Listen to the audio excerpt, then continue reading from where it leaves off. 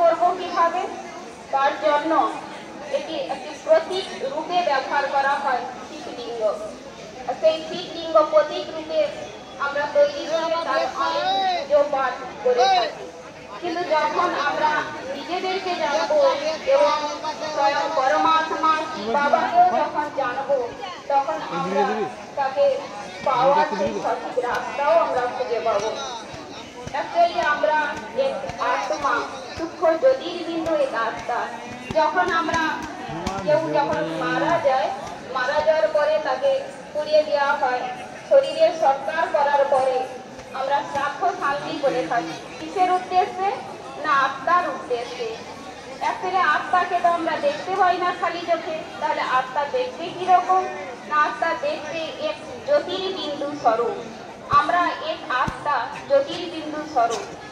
ঠিক সেই রকম ভাবে আমাদের যিনি পিতা, তিনিও কিন্তু জ্যোতির্বিন্দু স্বরূপ।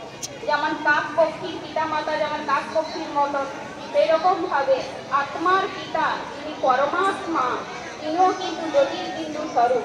তাকে আমরা শিব বলি, তাকে আমরা বাবা বলি। বিভিন্ন ধর্মের মানুষ সেই শিব বাবাকে বিভিন্ন নামে ডেকে এসে আসে।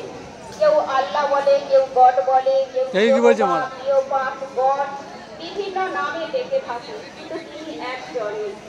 তো তাকে যখন আমরা নিজেদেরকে এক সূক্ষ্ম জ্যোতির্বিন্দু আত্মা মনে করে পরমাত্মাকে যখন আমরা বাবাকে যখন ইয়াদ করব, তখন বাবার সঙ্গে সুন্দর যখন এক সম্বন্ধ জুড়ব, তখন তার থেকে শক্তি, গুণ, জ্ঞান সবকিছু আমাদের প্রাপ্ত হবে।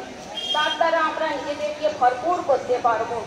আমরা বিভিন্ন জন্মান্তরের কারণে আত্মার মধ্যে থাকা যে